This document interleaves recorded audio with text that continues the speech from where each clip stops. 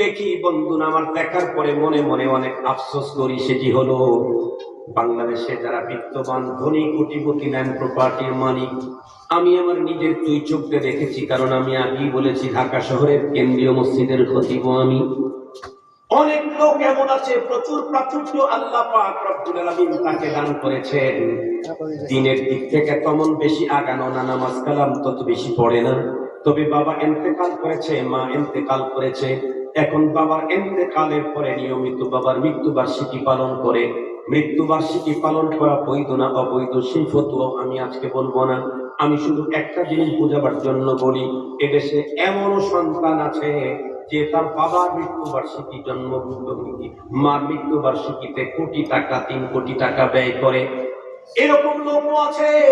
নিঃসন্দেহে শরীয়ত বলে দিয়েছে, ইদা মাতাল ইনসানু ইনকাতা আনহু আমালুহু ইল্লা মিন সালাস, ইল্লা মিন সাদাকাতিন জারিয়া আও ইলমিন ইউনতাফাউ বিহি আও ওয়ালাদিন সালিহিন ইয়াদউ লাহু। খুব ভালো করে বুঝবেন, 10 মিনিটের মধ্যে আলোচনা শেষ করে দিব ইনশাআল্লাহ।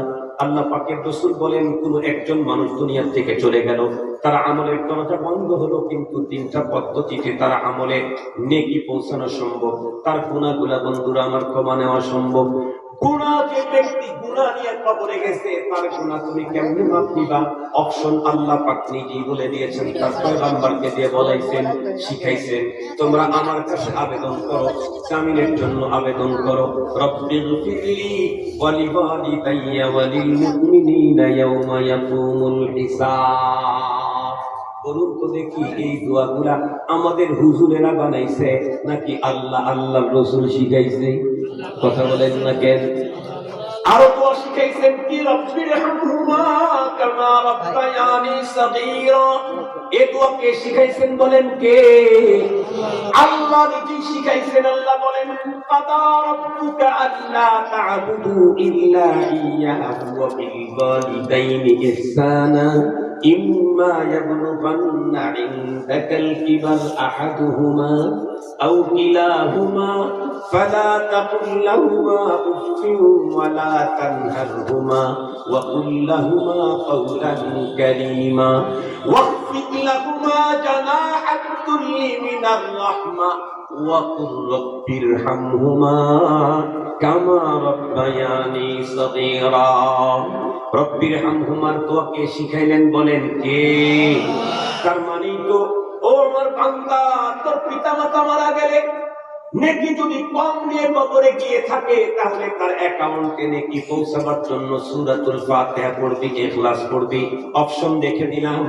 বাবা মার জন্য এক্সেস যদি আমার কাছে শান্তির আবেদন করতে চাও, দয়া মায়া ভালোবাসা এক্সেস যদি সেখানে ভিআইপি কোনো কিছু সুযোগ সুবিধা পেতে চাও, তাহলে দরখাস্ত দিবা। এই শব্দগুলাও আল্লাহ শিখিয়ে দিলেন। রব্বুল আলামিনের শিখানো শব্দ দিয়া যদি আমরা উসুল মেনে দোয়া করি, এই দোয়া কোনোদিন রিটার্ন ব্যাক আসার কোনো সম্ভাবনা। কথা বলেন না কেন? কিন্তু শর্ত হলো, আমার বাবা মারার পরে তার জীবনের গুনাহ আমি এখান থেকে মাফ করায় দিতে পারবো আল্লাহর কাছে কেঁদে কেটে। ইসলাম অপশন দিয়েছে, বাবা মারার সময় অল্প নেকি নিয়ে গেছে, তার আমলনামার ভিতরে প্রচুর নেকি ঢুকিয়ে দিতে পারবো। ইসলাম অপশন দিয়েছে, কিন্তু শর্ত হলো, বাবা ইন্তেকালের সময় ঈমান ভঙ্গ হয়ে মরে গেলে হবে না। দুর্বল ঈমান নিয়ে কবরে গেলেও কাজ হবে। ঈমান ভঙ্গ হয়ে কবরে গেলে আমি কেন, মুহাম্মাদুর রাসূলুল্লাহ সাল্লাল্লাহু আলাইহি ওয়াসাল্লাম দোয়া করেও তার চাচার জন্য একটা নেকিও পৌঁছানোর কোনো ব্যবস্থা নাই। শর্ত হলো, ঈমান নিয়ে কবরে গেল কিনা।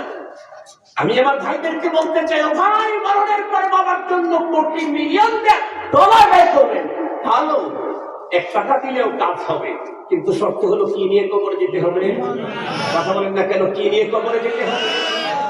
এই জন্য মরার পরে কোটি টাকা দান করার চাইতে জীবদ্দশায় বাবা কার সাথে মেশে তাদের সাথে থাকলে ঈমান থাকে না যায়, এটা বেশি কথা নয়। বাবা কোন গ্রুপের সাথে লেগে গেল, ওই গ্রুপে যাওয়ার পরে বাবার ঈমান আছে না ভঙ্গ হয়ে গেছে, এটা আগে বেশি খেয়াল করা দরকার। আমার চাচি, আমার ফুপি, আমার মা, আমার খালা কার সাথে মিশি, তাদের আকীদা কি, তাদের বিশ্বাস কি? ওই বিশ্বাসের কারণে ঈমান যদি চলে যায় তাহলে পরে খানার জন্য সারা দুনিয়া সদকা করলেও কোনো লাভ নেই। এ কারণে সবচেয়ে বেশি গুরুত্ব হলো ঈমান। বর্তমান বাংলাদেশের জাতীয় মসজিদের খতিব আল্লামা আব্দুল মালিক হাফিজাহুল্লাহ, উনি তার একটা বই লিখেছেন, নামই দিয়েছেন ঈমান সবার আগে। ওনার বইটার নাম কি বলেন? ঈমান সবার আগে। দুঃখের সাথে বলতে হয়, আমরা আমাদের সন্তানদেরকে জন্মের পর থেকেই ইংরেজি বলা শিখাই, জন্মের পর থেকেই ভূগোল ইতিহাসে এক্সপার্ট করাই, জন্মের পরেই অনেক সন্তানদেরকে আমাদের সামনে নিয়ে আসে, হুজুর দেখেন আমার নাতি সব দেশের নাম বলতে পারে, আবার রাজধানী বলতে পারে, আবার ফ্ল্যাগের কালার বলতে পারে, এগুলি বলে।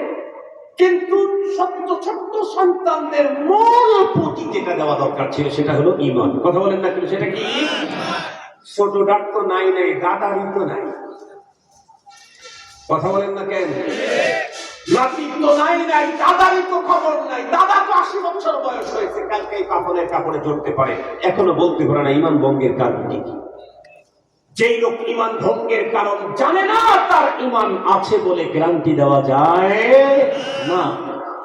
এজন্য আসেন, পৃথিবীতে তো অনেক কিছু অনেক জায়গায় পাবে, কিন্তু আমি চ্যালেঞ্জ করলাম তামাম দুনিয়াকে, আজকের পৃথিবীতে যদি 100% 1% অন্যদের তুলনায় পিওর দ্বীন, ইসলাম, ঈমান, আকীদা, আখলাক, চরিত্র, সুন্নাহ 1% যদি বেশি পেতে চান তাহলে মাদারেসে কওমিয়ায় যেতে হবে, অন্য কোথায় হবে না।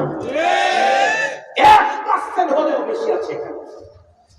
আজকে তামাম পৃথিবী ইসলামিক জগৎকে, তামাম পৃথিবীর ইসলামিক জগতে উলামায়ে কওমিয়া বিশ্বসেরা, উলামায়ে কওমিয়া বিশ্বসেরা আজকের পৃথিবীতে।